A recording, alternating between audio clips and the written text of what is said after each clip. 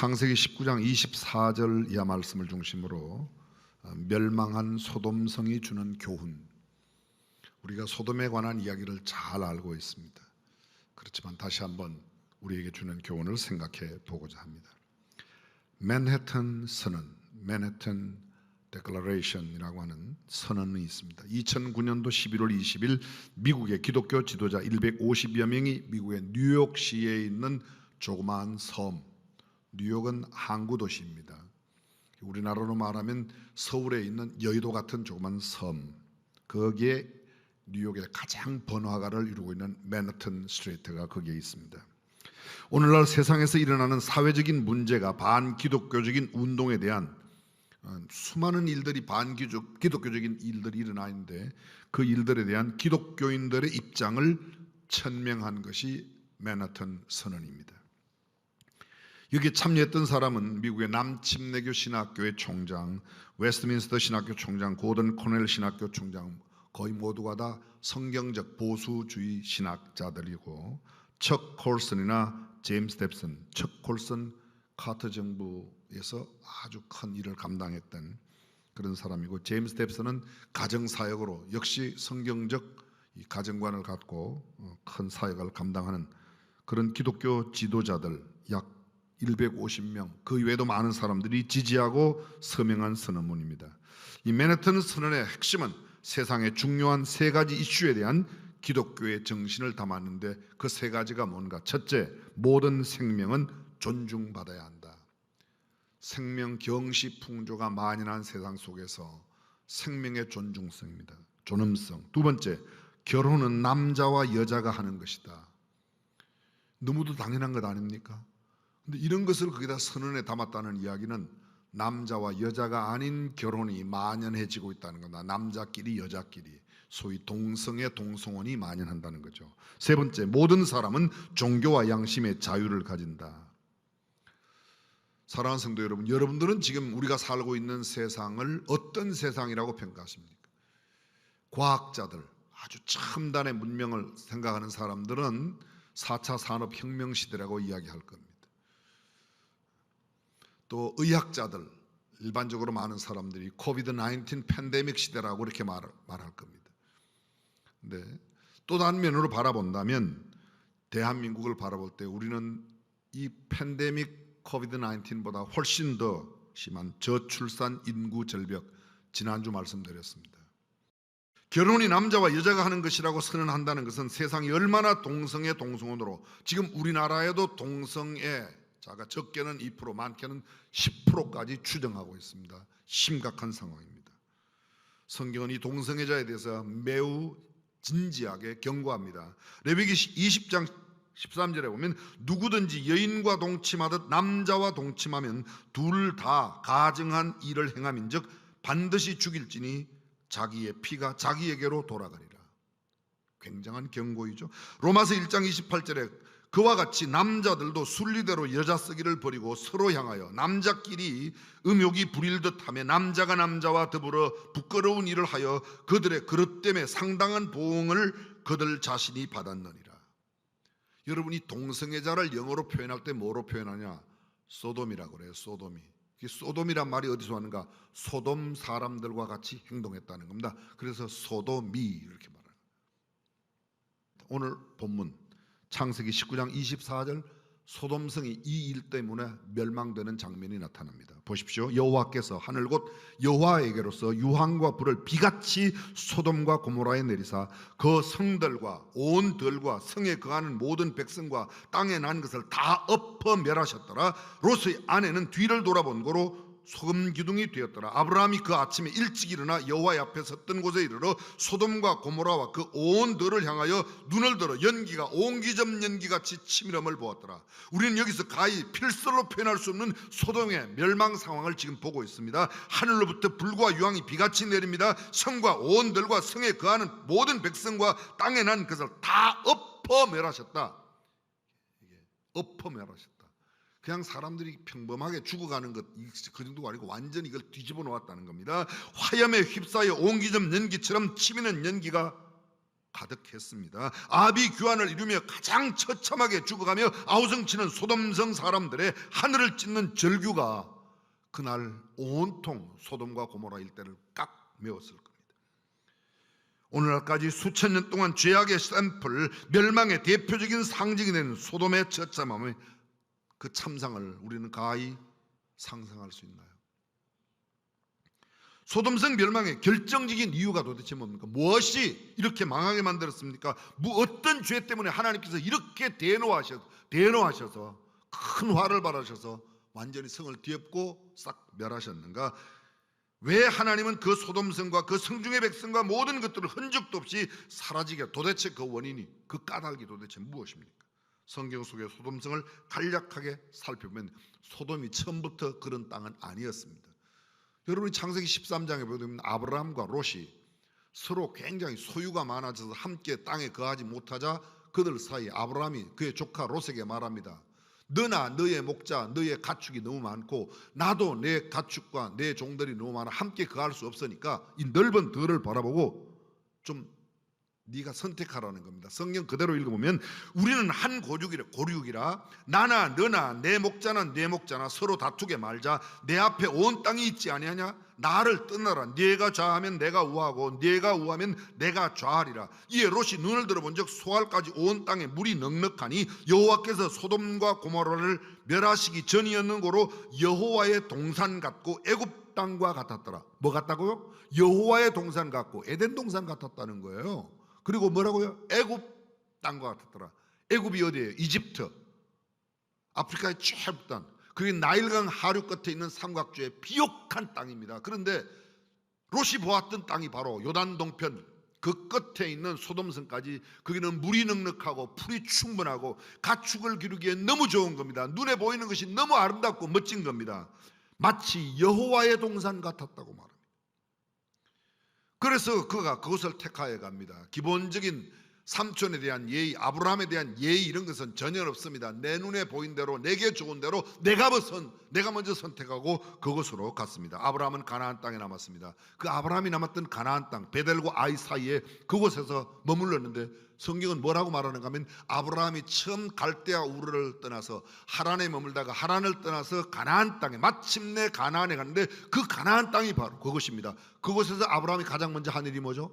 단을 쌓고 여호와의 이름을 불렀다. 요새 말로 바꾸면 예배를 드렸다는 겁니다. 그래서 그곳에 머뭅니다. 하나님께서 내가 이 땅을 너와 너 자손에게 주리라고 한 그 약속의 말씀을 믿고 아브라함은 그곳에 머물렀는데 롯은 자기 눈에 보이는 대로 자기의 삼촌 아브라함에게 준 그 언약의 약속을 새까맣게 잊고 눈에 보이는 좋은 땅을 향해서 가갔습니다. 눈을 들어 본즉 눈에 보이는 것은 좋았습니다. 평지와 성읍, 물이 넉넉한 곳이었습니다. 요단 동편으로 장막까지 소돔성까지 장막을 옮겨갔습니다. 롯은 여호와 앞에 큰 죄인이었던 악한 가나안 사람을 보지 못했습니다. 악한 그 소돔성 사람들을 보지 못했다는 겁니다. 눈에 보이는 들판만 봤습니다. 자, 여러분 여쭤봅니다.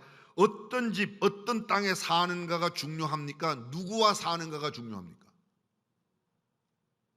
헷갈리세요? 1번 어떤 사람과 사는 게 중요하다. 2번 좋은 땅, 좋은 집에 사는 게 중요하다. 롯은 땅은 보았습니다. 풀밭은 보았습니다. 넉넉한 물은 보았습니다. 그런데 그 소돔성에 살고 있는, 요단 동편에 살고 있는 악한, 하나님께 큰 죄인으로 살고 있는 사람들과 함께 살아야 된다는 사실을 놓쳐버렸던 겁니다. 눈에 보이는 대로, 내 생각대로, 내 계산대로 정하여 갔습니다. 사는 것보다 언약을 믿고 믿음으로 사는 것, 내 계산과 내 생각대로 그렇게 살아가는 것보다는 믿음으로 언약을 믿고 살아가는 것이 훨씬 더 중요하다고 믿으시면 아멘. 그렇습니다. 척박한 가나안 그곳, 그러나 하나님의 약속한 이 땅을 믿고 사는 것이 아브라함의 뜻이었고 아브라함의 계획, 하나님의 축복이었습니다. 쉬운 말로 말씀드리면 롯은 물질적인 안목을 갖고 있었고 아브라함은 영적인 안목을 갖고 있었다는 겁니다. 그곳에 갔습니다. 얼마 못 돼요. 전쟁이 일어났습니다. 롯이 살고 있는 소돔을 비롯해서 고모라, 아드마, 스보임, 수알 이 5개 나라와 시날, 엘라삼, 엘람, 고임 이 4개 나라가 함께 서로 4개 나라, 5개 나라가 함께 연합해서 전쟁이 일어났습니다.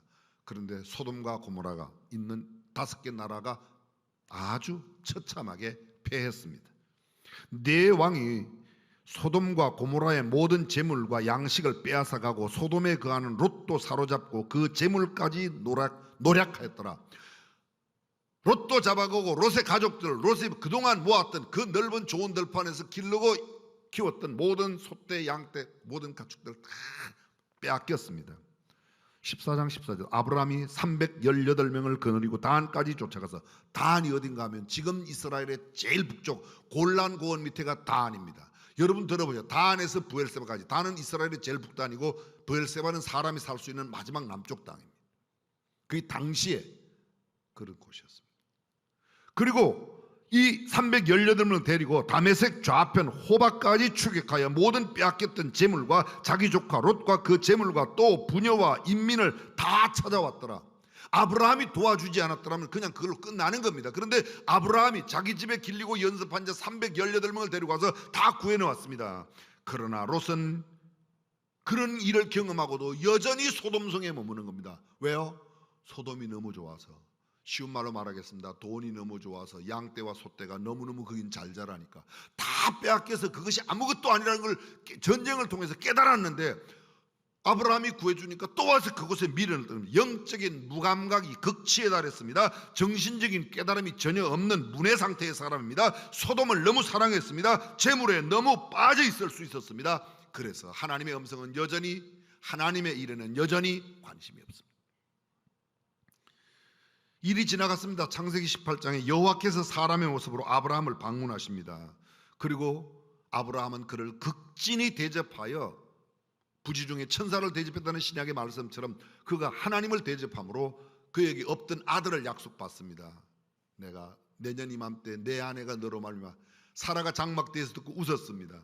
근데 사라의 웃음을 뒤로하고 하나님은 진짜 웃음 이삭이라고 하는 아들을 주십니다. 그 이야기가 성경에 그대로 기록되어 있습니다. 17절입니다.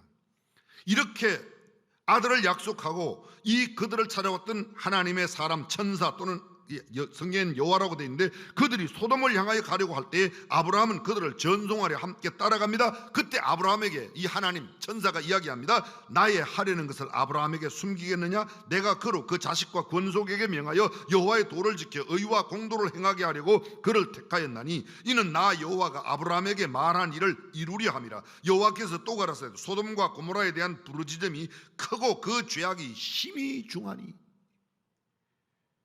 여러분, 전쟁 끝나고 난 뒤에도 소돔은 계속해서 죄를 지어서 그 소돔의 죄악이 심히 중하니. 소돔의 죄악이 뭐라고? 제일 큰 죄악이 소도마이트, 동성혼이라니까.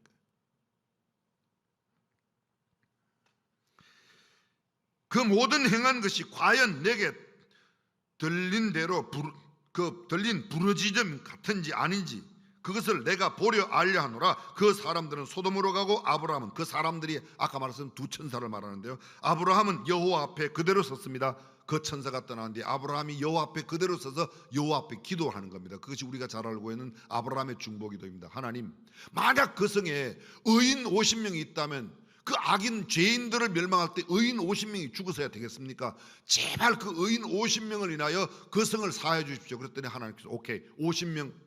오케이라는 말은 제가 넣은 거예요. 성경에 또 오케이 찾지 마세요. 근데 50명이 안 되는 겁니다. 아브라함이 하나님 5명 모자라면 어떡하겠습니까? 45명. 그래, 45명만 찾아도 내가 그 성. 아닙니다. 하나님 40명이면 어떨까요? 점점 내려갑니다. 30명, 20명, 10명, 10명까지. 그 성에 의인 10명만 있다면, 10명만 있다면 어쩌면 이렇게 생각했을는지도 몰라요. 10명 정도는 있겠지. 10명 정도는 아브라함 생각에. 왜요? 롯도 있고 롯의 아내도 있고 롯의 딸 둘이 있고 딸 둘과 약혼한 사위들도 있고 벌써 6명이니까 뭐 4명만 되면 10명은 되겠지. 근데 10명이 없습니다. 날이 저물 때 그 두 천사가 소돔에 이르는데 롯이 소돔 성문에 앉았다가 일어나 영접하고 땅에 엎드려 절하고 집으로 모시고 들어갔습니다. 발을 씻고 주무시고 일찍 일어나 갈 길을 가십시오. 그들이 가로되 우리가 안 들어갈 거야. 거리에서 하나님의 사자들이 우리는 거리에서 경영하겠다. 아니요. 우리 집에 들어오세요. 롯이 간청하여 집으로 모십니다. 롯이 식탁을 베풀고 무교병을 굽고 그들을 잘 접대했습니다. 그들이 막 이제 잠자리에 들어가 누우려고 할 때에 그 성 사람들이 물론 노소하고 사방에서 다 모여 그 집 롯의 집을 에워쌌습니다. 롯을 부르고 이르되 이 저녁 내게 온 사람이 어디 있느냐? 이끌어내라. 우리가 그들을 상관하리라. 우리가 그들을 상관하리라. 이 상관이라는 단어가 우리가 그들과 함께 섹스해야 되겠다. 소돔성 사람들이 전국에서 소돔성 내 여러 곳에서 멀리서 가까이서 함께 온 사람들이 오늘 저녁에 너네 집에 온 그 손님 끌어내. 우리가 그 사람과 오늘 저녁에 섹스 파티 할 거야. 그게 동성애입니다. 동성애. 이 소돔성 사람들이 얼마나 악한가. 하나님께서 천사의 모습으로 그곳에 왔는데 그들을 끌어내라. 우리가 그들과 그렇게 하겠다는 거예요. 욥이 말합니다. 롯이 말합니다. 내가 당신들한테 나가서 밖에 나가서 얼른 밖에 나가서 문을 뒤로 대문을 자기 뒤로 문을 잠그고 그 소돔성 사람들에게 이야기하는 겁니다. 청하노니 내 형제들아 이런 악을 행치 말라. 내게 남자를 가까이 아니한 두 딸이 있노라. 그들을 너희에게 주리니 너희 눈에 좋은 대로 해라. 우리 집에 온 손님에게는 아무 짓도 하지 말라. 그들이 롯에게 네가 법관이 되려느냐? 그리고 그들이 롯을 밀치며 문을 깨치려 할 때에 하나님의 천사들이 얼른 문을 열고 롯을 갖다 잡아들이고 문을 안에서 잠가버렸습니다. 문 밖에 있는 많은 소돔 사람들이 막 눈이 어두워서 갈피를 잡지 못하는 상황을 만들었습니다. 곤비한 그들이 전부 다 막 서로가 난리가 났었습니다. 그리고 롯은 그때 자기의 딸과 정혼한 사위 두 사람에게 가서 하나님께서 이성을 멸한다고 그러니까 우리 함께 피하자고 합니다. 그랬더니 그 사위가 뭐라고요? 롯의 말을 농담으로 여겼더라. 무엇으로 여겼어요? 농담으로 여겼더라. 지금 우리가 세상을 향하여 경고하고 하나님의 메시지를 들으면서 세상은 이렇게 말합니다. 이 농담하지 마. 웃기는 소리 하고 있네. 그렇게 말합니다. 이게 즐거운데 이게 쾌락인데 그렇게 말합니다. 동틀 때에 천사가 재촉합니다. 빨리 나가라. 안 나가니까 롯과 롯의 아내 그리고 롯의 두 딸들 두 천사가 양손에 사람들을 잡고 끄집어냅니다. 성 밖에 내치면서 이야기합니다. 빨리 펴라. 지체하지 말아라. 절대로 뒤를 돌아보지 말아라. 그런데 그들이 막 도망가면 두 천사가 롯과 그 아내 두 딸의 손을 잡고 성 밖에 두니 여호와께서 그에게 인자를 다 하나님의 인자. 롯이 잘나서 구원받은 게 아니라 하나님의 인자, 하나님의 자비로우심, 하나님의 은혜로 그들이 나왔습니다. 그리고 그들이 갑니다. 도망하여 생명을 보존하라. 돌아보거나 들에 머무르거나 절대로 하지 말아라. 산으로 도망가라. 롯이 달려보니까 잘 안 달려지는 거예요. 산이 넘으니까 아이고 하나님, 천사님 너무 멉니다. 요 저기 보이는 저 소알성으로 가면 어떻겠습니까? 그래, 소알성으로 피해라. 그들이 소알성에 들어갈 때 해가 돋았고 그 해가 돋는 시간 바로 그 뒷장면이 오늘 성경 본문입니다. 소돔성이 멸망되고 소돔성이 멸망되고 열심히 소알성으로 피할 때에 소돔성에 미련 많은 소돔성에 두고 왔던 반지 때문에, 성경에 반지는 없어요. 그냥 제가 지어낸 거예요. 어쩌면 집에 있는 보물창고 생각하면서 뒤를 돌아본 롯의 아내는 뭐가 되었더라? 소금 기둥이 되었더라. 지금도 성지순례 가면 롯의 아내 소금 기둥이 가는데 그게 진짜 롯의 아내인지는 모르겠어요. 엄청 커요. 롯의 아내가 그렇게 클 리는 없는데.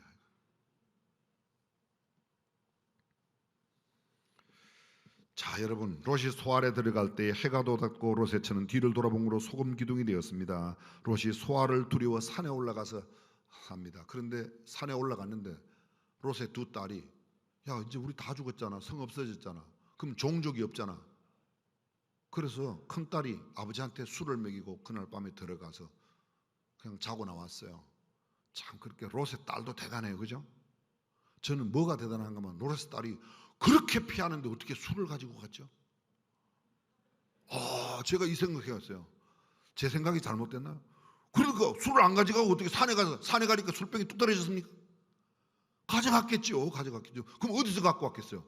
그 험한 소돔성의 멸망 상황 가운데도 거기서 이 여자가 혹시 알코올 중독자가 아닌가 이런 생각을 했다니까. 그리고 첫날 갔다 오고 그 다음 날은 동생에게 야, 어제는 내가 갔다 오니까 오늘 밤 네가 들어가라. 그래갖고 또 동생도. 그런데 롯은 또 그것도 몰랐어요.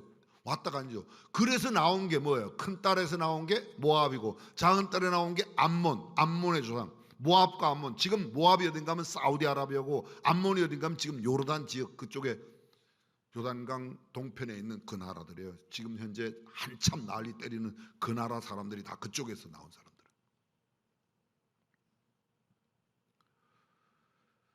그렇게 경건한 사람이었던 롯도 아브라함을 쫓아 하나님의 말씀대로 따라갔던 그 사람이 소돔성에 살며 그게 익숙해진 겁니다. 그래서 제 생각에는 아마 그들 딸이 약혼한 남자들은 농담으로 이게 안 나왔으니까 소돔성에 의해서 멸망됐고 이 두 딸은 그때 가지고 나오는데 성경 말씀을 가지고 왔다고 그래야지 이게 우리한테 어울리는데 가지고 온 게 술 가지고 왔어요. 그리고 와서 아버지한테 먹이고 오늘은 큰딸이 그 다음 날은 이게 뭐야? 왜 이런 이 성경에 기록되는지 참. 그러나 여러분 우리에게 주는 교훈이 있습니다. 자 여러분 저는 긴 말씀들 시간이 너무 많이 갔습니다. 소돔의 멸망의 결정적인 원인이 뭐예요? 소돔성의 죄악이에요. 그게 대표적인 죄악이 뭐예요? 소도마이트, 버거리, 소위 호모섹스, 레즈비언 게이라는 겁니다. 게이, 남성 간의 죄악. 긴 말씀을 더 드려.